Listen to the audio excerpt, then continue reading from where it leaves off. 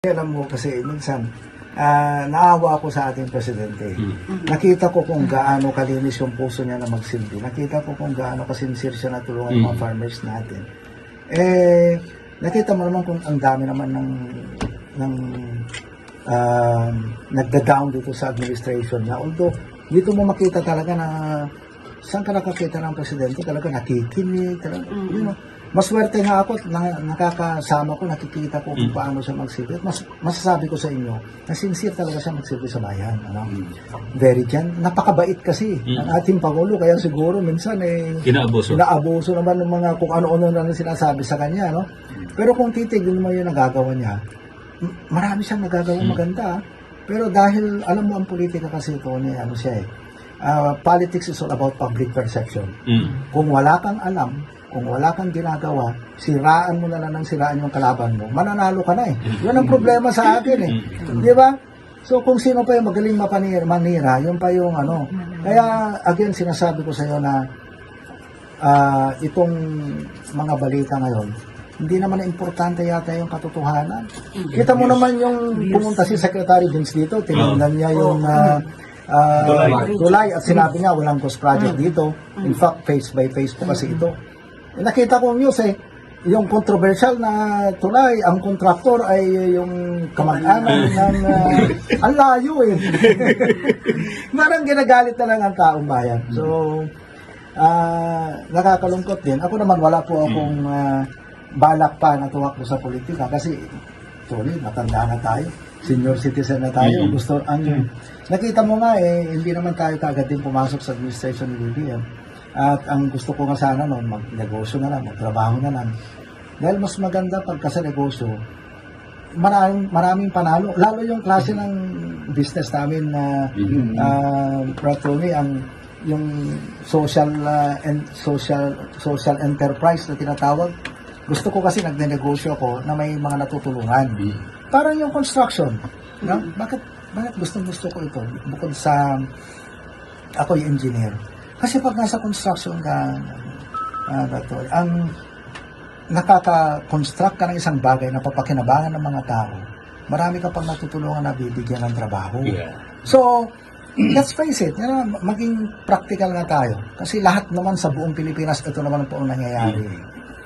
Yung mga pag naging mayor ka, nagsilbi ka sa isang bayan, para kang ama ng isang pamilya yung kakulangan, sa amin nung naging mayor ako rito, 40 million lang ang budget namin. Wala kaming kayang ipatayo sa 40 million. 20% of that is only 8 million. 23 barangays kami.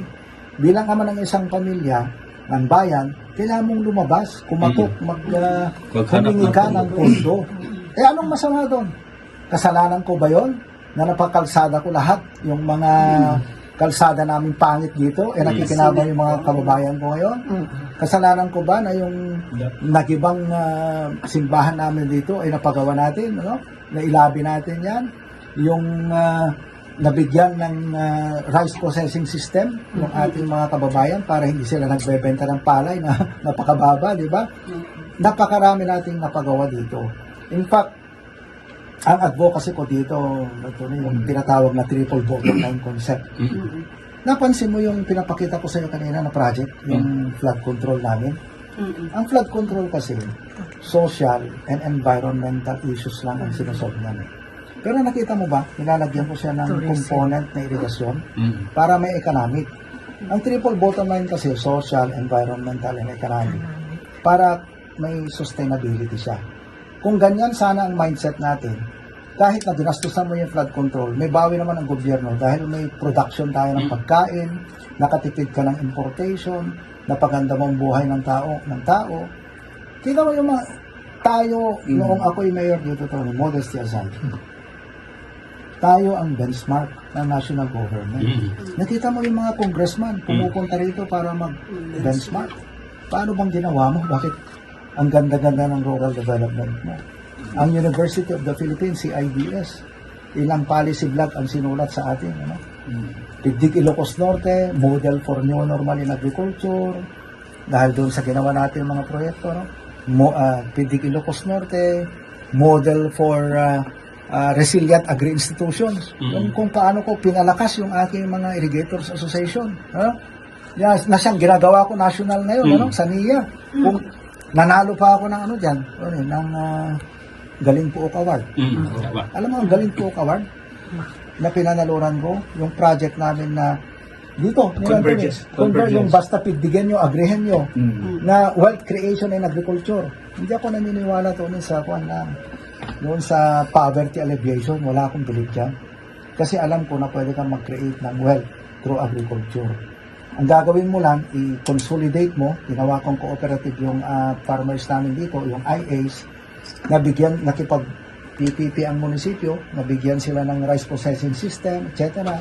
para makapture nila yung value add, para sila umasenso. So, may pagsisisi ba ako sa mga naidating namin, pati healthcare, pati kahit anong sabihin nila sa amin, hindi na yung paninira nila sa amin sa hindi naman sila nagpupunta dito para tingnan kung ano nagawa natin. Bottom line, Tony, is this. Nung ako'y pumasok na mayor dito sa PNP, ang poverty incidence namin was 20+, 24%. Laki. Noong 2019, ang poverty incidence na lang namin ay nasa 5.4%. At par doon sa Malaysia, sa Thailand, at par tayo. Ang regional poverty incidence that time nasa 20%. Ang layo ng, di ba? Hindi naman, hindi naman ako ang yumaman na dito sa lahat ng kababayan namin, gumanda ang buhay dito. So, sabi ko nga, kahit magtanong ka sa kahit kanino, dito sa Bindig, ito ang sabi ko. Tanungin mo yung mga kalaban namin sa politika. Kahit sila, pag kailangan nila tulong, tinutulungan namin yung mga yan. Wala kaming tinatangi dito. Kahit matinding kalaban namin sa politika at nangailangan ng tulong ng munisipyo, tinutulungan namin. Ganun kami ka-fair dito. Nakaligtan mo, sir, yung wagyu. Ay, wag.